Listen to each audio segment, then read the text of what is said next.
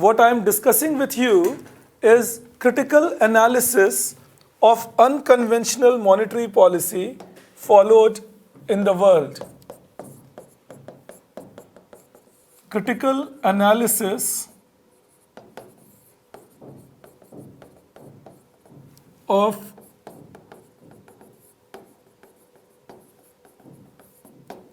unconventional monetary policy. Again, when you answer this, and this should be normally a 150 words answer that they will look for. So when you answer this, in your introduction, you should be defining unconventional monetary policy. This unconventional monetary policy can be defined in two ways. Unconventional monetary policy, this can be defined in two ways.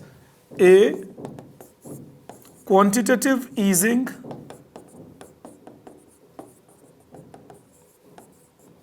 by Federal Reserve under which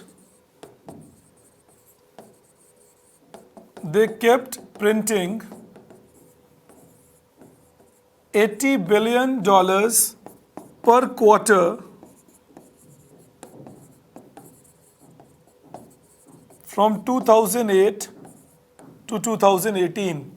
This is one thing of unconventional monetary policy. Unconventional मतलब जैसा पहले कभी नहीं किया गया. An unconventional monetary policy is what has never been done in the past. Alright, that is unconventional, non-traditional. The way monetary policies have not performed in the past, the way they have not behaved in the past. That is an unconventional monetary policy. So one is quantitative easing by Federal Reserve, under which they kept printing $80 billion per quarter from 2008 to 2018. And second was 0% nominal rate of interest, which led to negative real rate of interest,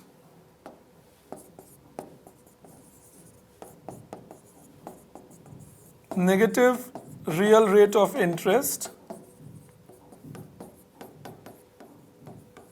followed by European Central Bank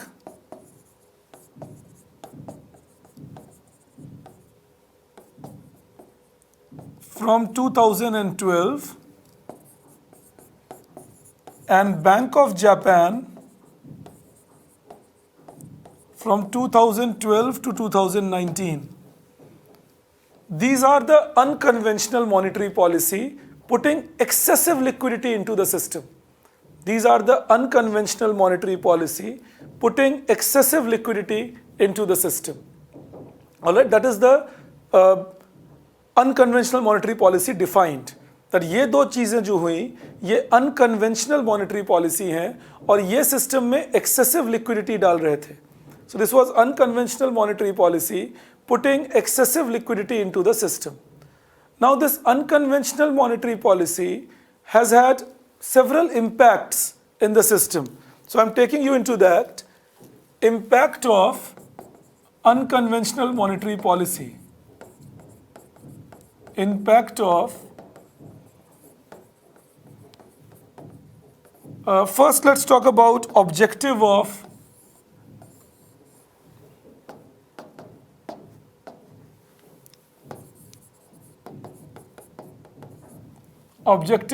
unconventional monetary policy.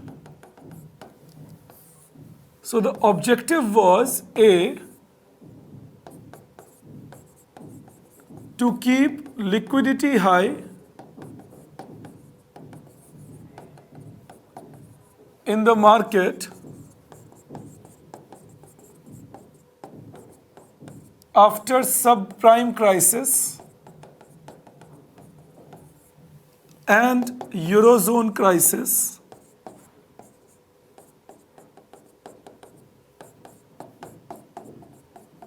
to prevent run on the bank, to keep liquidity high in the market after subprime crisis and Eurozone crisis to prevent run on the bank. पहली बात तो ये हुई कि कोशिश ये थी कि लिक्विडिटी हाई रहे, मनी फ्लो स्मूथ रहे, क्योंकि नहीं तो रन ऑन द बैंक होने का डर था. Subprime crisis had jolted people badly. People were pretty worried about their money in financial sector. Then the Eurozone crisis happened, where Portugal, Greece, Ireland, Spain, they defaulted on sovereign debt. That worried people even more, because now they realized that it's not working the way they would have thought it should work. That is, governments are also defaulting on the loan. So the chances that all people would have started withdrawing their money from the financial system were high, and then even the best of banks cannot survive. When all your depositors come to withdraw money from your bank, that is what you call run on the bank, all right, or a bank run. Bank run would have meant your financial system will collapse. Now what you could only do then was print money, push it to the banks, keep interest rate 0%, keep it with the banks, so that banks are flushed with liquidity, financial system is flushed with liquidity, and whatever liquidity is being demanded by people is met entirely. So this was the reason why unconventional monetary policy was held, first thing. And second objective was to support investment demand of real sector to prevent worsening of recession. To support investment demand by real sector to prevent worsening of recession. The economies of global system were facing recession. America was in a recession. Europe was in a recession for around 4 or 5 quarters. Now that was also happening because even the genuine investors, जिनको सच में loan चाहिए था to expand their factory or to pay their creditors, they were not getting the loan due to the crisis that world was in after the subprime crisis, because nobody wanted to put money in the financial market. Now, if nobody is willing to put money in the financial market, then even the genuine investors, I repeat, those who want to actually go for real investment, were not getting those loans. The genuine investors were not getting those loans easily. And that would have meant further worsening of recession by collapse of real economy.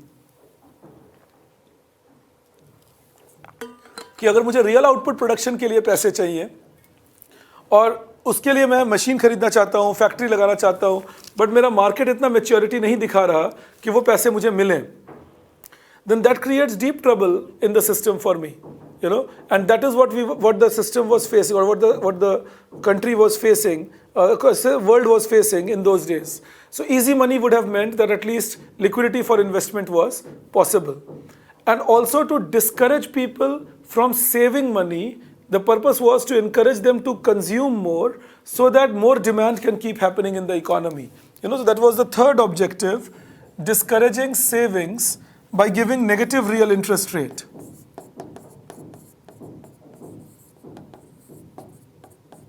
Discouraging saving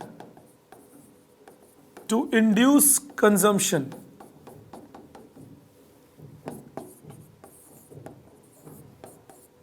Discouraging savings to induce consumption, leading to higher demand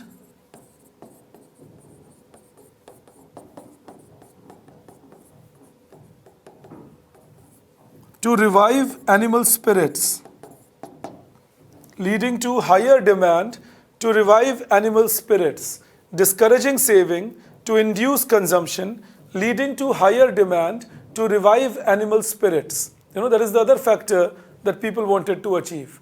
So these are the 3 major factors or objectives of unconventional monetary policy. पहला, market की liquidity high रख के collapse होने से बचाओ bank को. Let the banks don't face a run. Second, make sure that investments are not resigned and not compromised, and make consumption more popular than saving. That was the aspect here. Then, if we look at impact of unconventional monetary policy, first, US economy revived its growth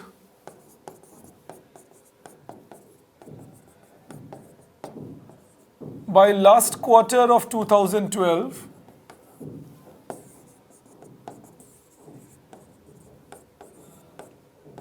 and has shown cyclical change after that. So they don't face a recession anymore. They are moving with their business cycle after 2012. The extreme situations ended in US in around 2012 system. The extreme situations ended in US by around 2012. The extreme situations were present, but these extreme situations ended in US by the time it was around 2012. So US economy showed some revival post 2012. And again, I repeat, the extreme situations that were seen were now not seen anymore in US. And US showed some conventional growth after that. Especially 2015, 16, 17, the conventional growth was going on. So US economy did see a growth. If the downturn also happened, it was cyclical downturn. Even if the downturn happened, it was more like a cyclical downturn. All right. Similarly, European economy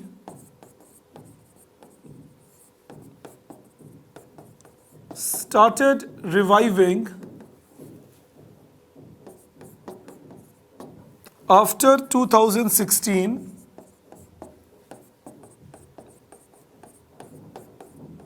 but faced a slowdown again in 2019 due to uncertainty of Brexit. The European economy started reviving after 2016. So between 2016 to 2018, they continuously increased at around 2 to 2.2% per annum. Every year, they would increase between 2% to 2.2% per annum. But then again faced a slowdown in 2019 due to uncertainty of Brexit.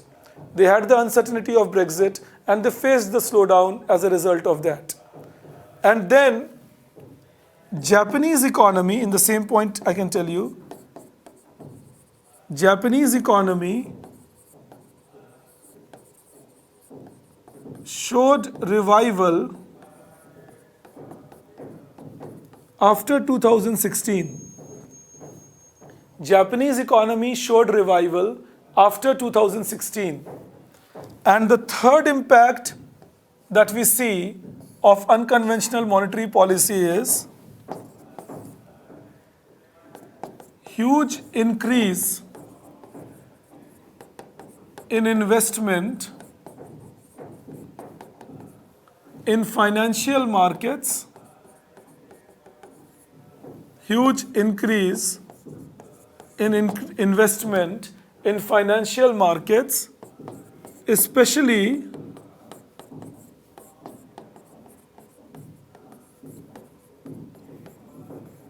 financial systems of emerging markets, especially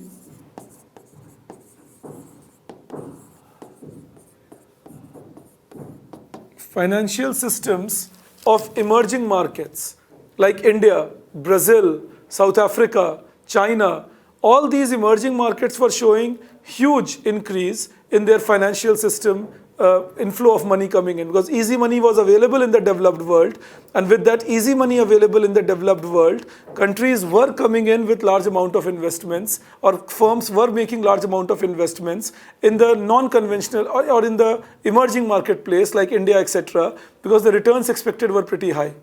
So you would see the Indian stock market surging, bond markets rising, Chinese faced the same, South Africa or Brazil. But remember, it also created volatility in the market. That is, with any bad news, immediately the investments will be pulled out. With any given bad news, the investments will be pulled out. So it did create expenditure increase, but did create volatility also in the market system. Now, we move to the further impact part. Now I take you into benefits that have been observed of unconventional monetary policy.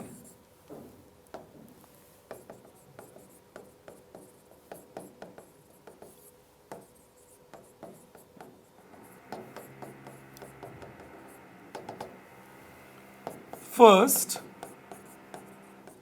no major bank run after 2008. That is one, that the banks could sustain themselves and revive themselves in a year or two. So we did not have any major bank run after 2008. Global economy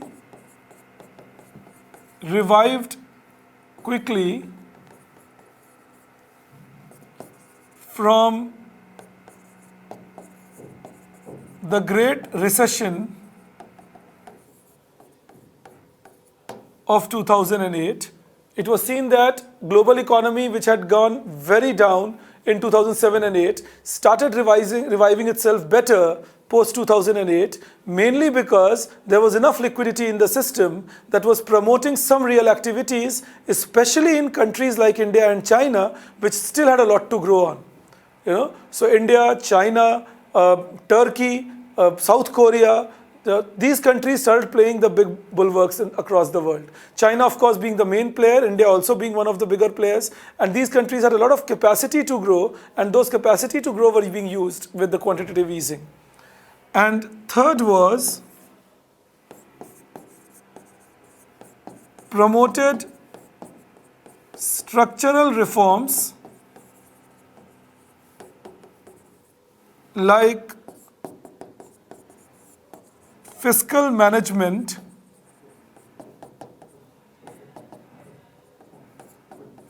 in European countries by giving enough liquidity support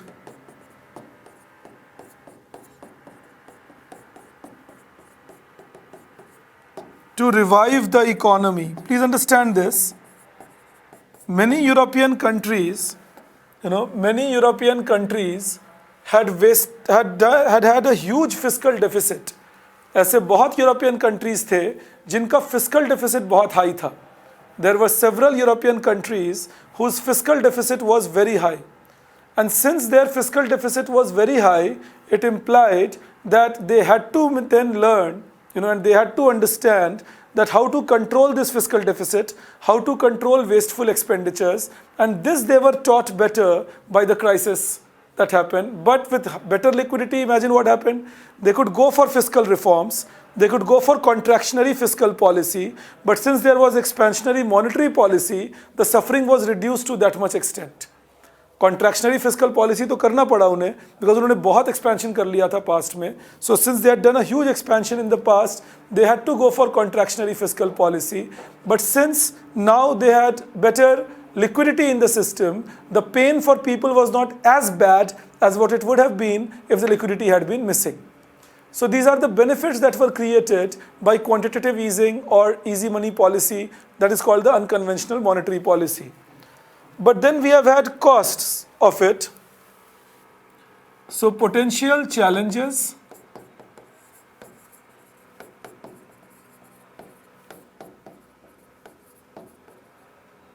or problems. First,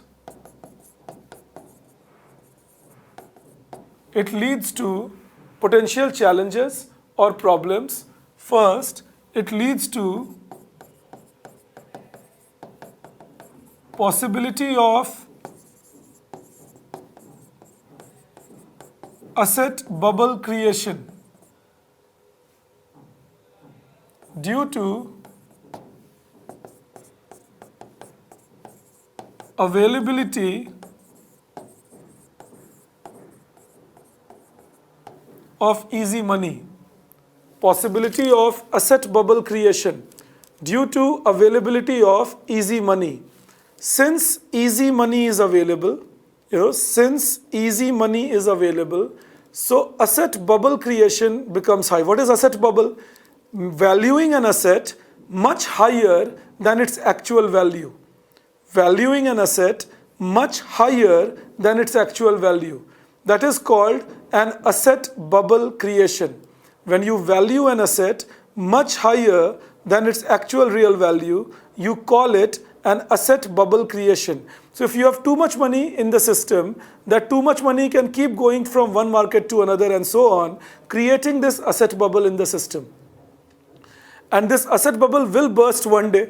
एक दिन तो आएगा ही जिस दिन आप easy money policy बंद करोगे, quantitative easing रोकोगे.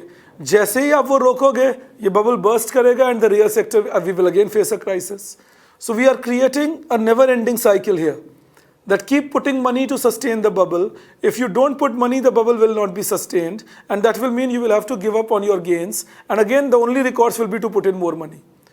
जैसे ही आप पैसा, जैसे अमेरिकन सेंट्रल बैंक ने अनाउंस किया, that is our second point. So let me add to that. Increases volatility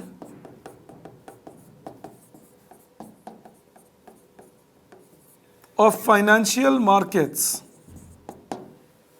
Increases volatility of financial markets. Think, American Central Bank announced in 2013 that they will be increasing their interest rate and they will be stopping this quantitative easing. So they said they will be tapering it off. जो quantitative easing है, इसे वो taper कर देंगे. Taper करना मतलब slow down कर देना, किसी चीज़ को कम कर देना, नीचे कर देना, उसे टेपर करना कहते हैं. So they said that they will taper off, TAPER. They said they will taper off, tapering off quantitative easing is what they said. That we will taper off this quantitative easing because it is not helping us as much. So we will be tapering off quantitative easing.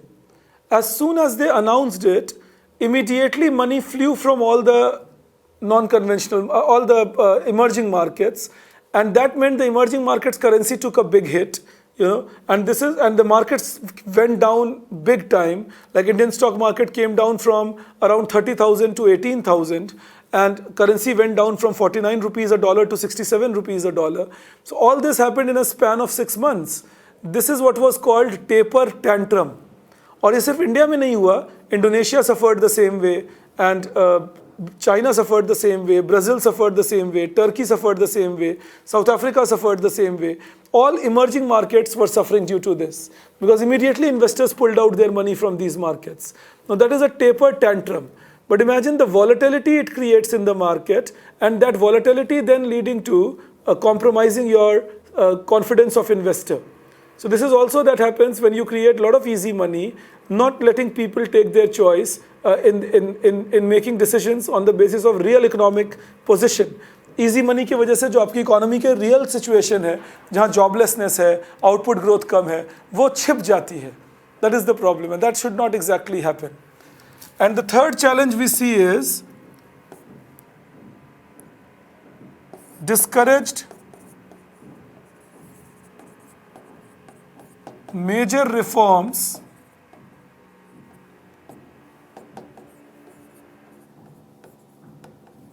in banking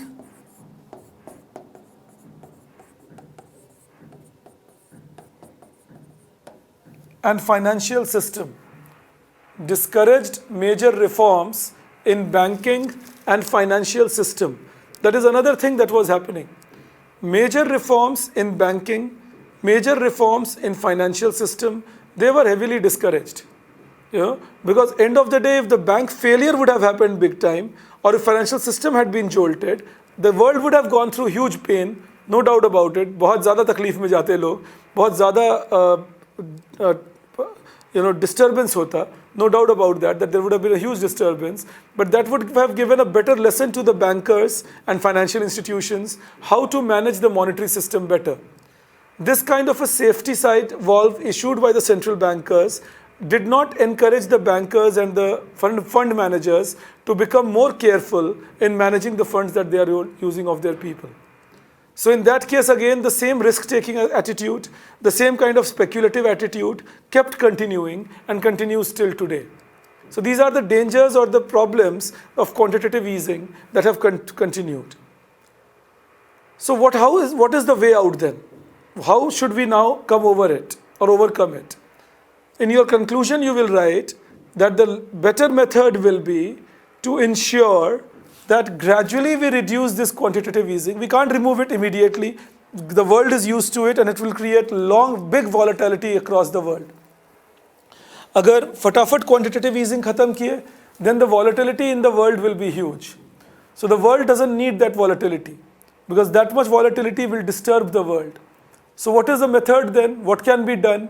What can be done is that if gradually quantitative easing is reduced, gradually interest rate is allowed to rise, countries do real reforms with respect to their technology, with respect to research and development, labor laws, labor force training, let the output increase so that the financial capital that has been created, which is huge, can be matched by real capital.